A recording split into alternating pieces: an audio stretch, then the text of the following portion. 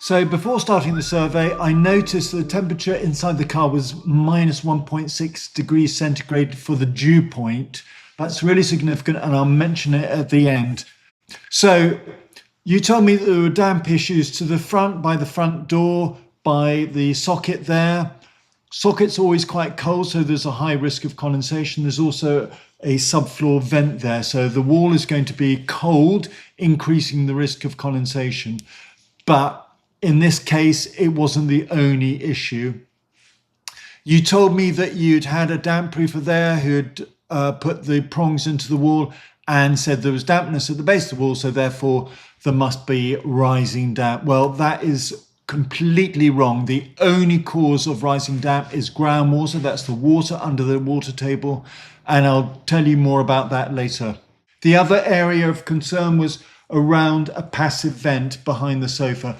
Now, I'm not a big fan of passive vents because they only benefit if there's some airflow, wind outside, and they can cause heat, which increases the risk of condensation, which is what's happening here. But if you've got no ventilation, they're better than nothing, but you should always have mechanical or targeted ventilation. So you showed me pictures within the subfloor void. I then had a look myself inside the subfloor void. But the interesting thing is that you show me pictures of condensation forming above the damp-proof course. Now, very few people ever see that. And I think that's why the damp-proofing industry doesn't really understand about damp. So it used to be the PCA, before the PCA was taken over by the chemical industry.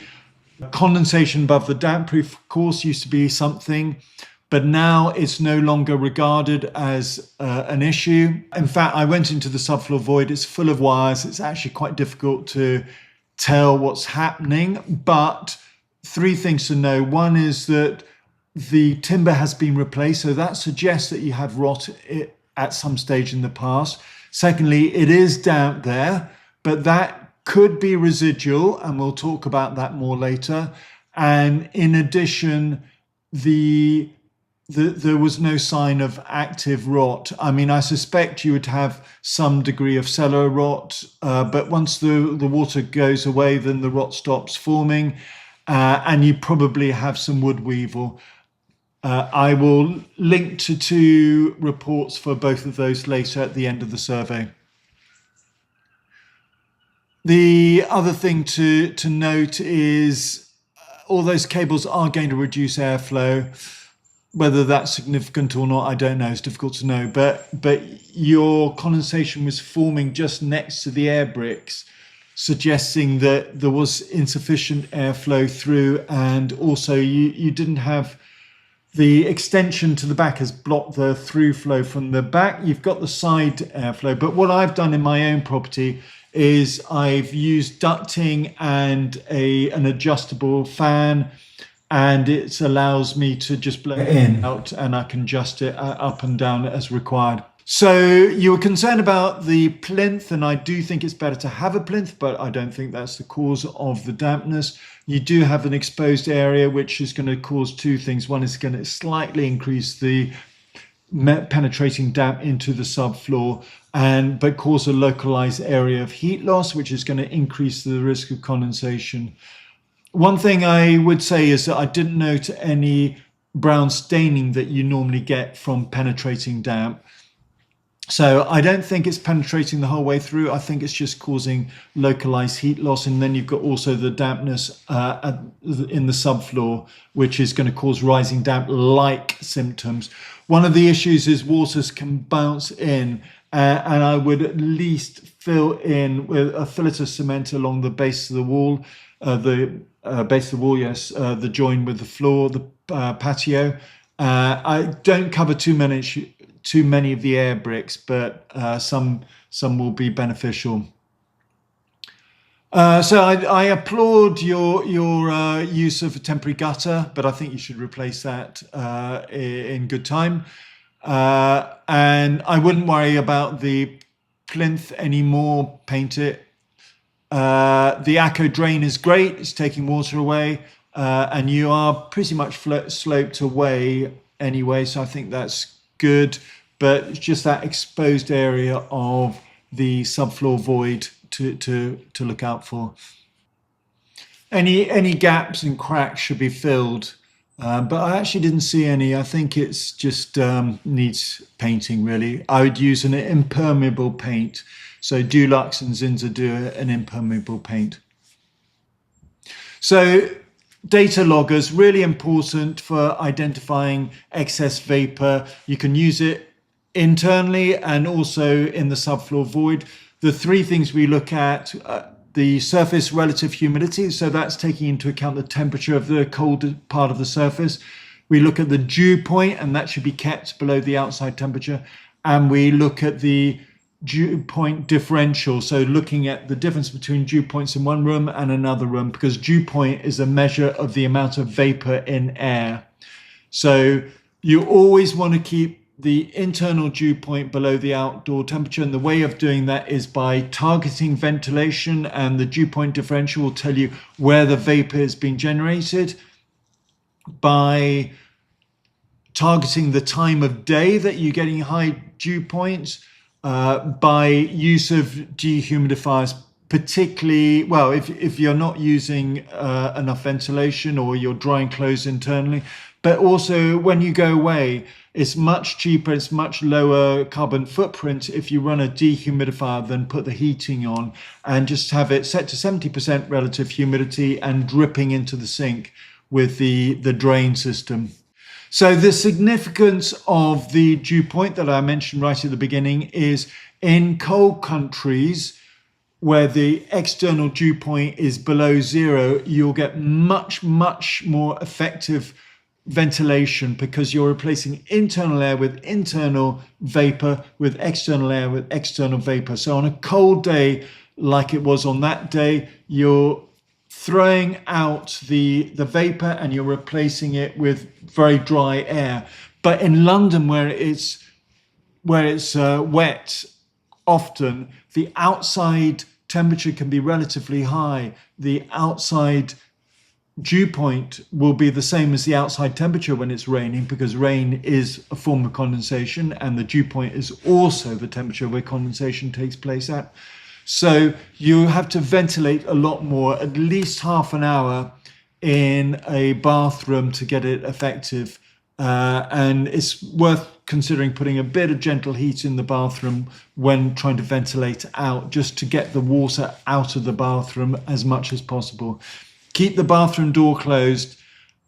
With cooking, make sure to put the extractor fan on and just keep an eye on that dew point. Now, in the cellar, I think you're going to have to put in an extractor fan, measure the humidity. It's possible that it's just residual dampness from when water was getting in prior to putting the ACO drain, I think you put in yourselves.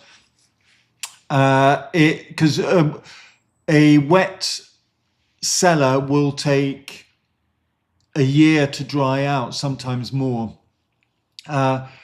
The other thing to know is that, and also do the additional recommendations that I made on the outside. So the fillets of cement at the base of the wall, and just making sure the water doesn't get through the subfloor vent.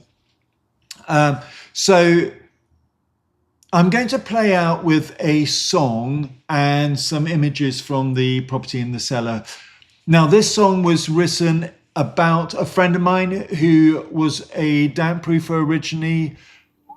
He realized it wasn't working. He realized that the problem was to do with condensation or penetrating damp, never to do with rising damp. And the reason why is in London, the water is pumped out, so you cannot have rising damp in London. I wrote the song about him, and have a listen.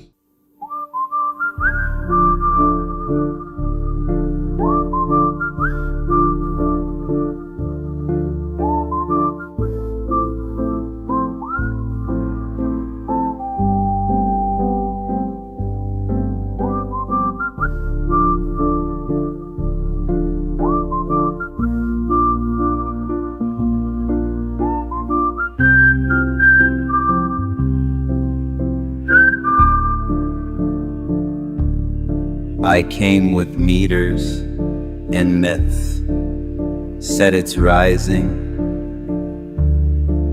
always rising.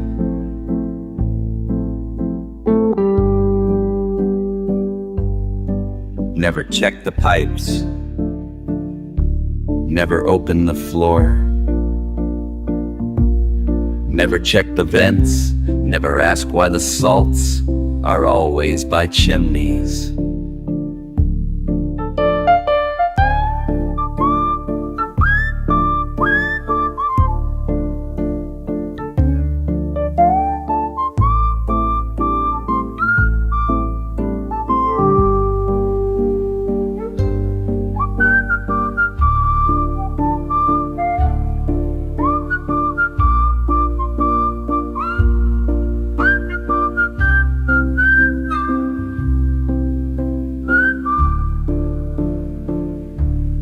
I sold slurry like salvation, injected walls like veins, damaged homes for an empty guarantee against rising damp that was never there.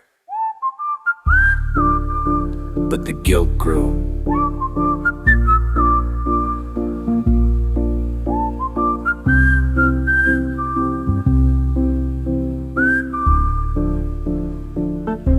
Old ladies I'd frightened,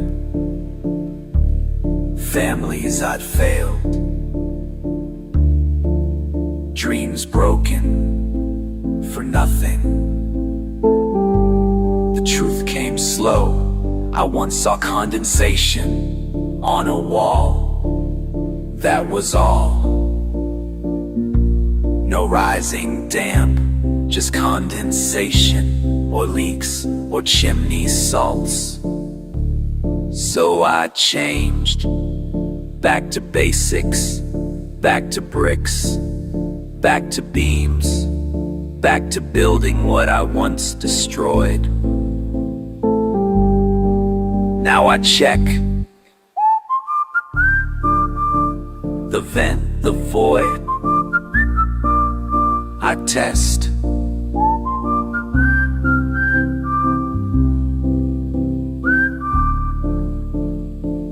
See the salts near the chimney. That's not groundwater rising. That's the coal fire, long gone. I was the liar, now I'm the surveyor. I did the damage, now I solve the cause, so they never have to call me back. Forgive me, I've learned.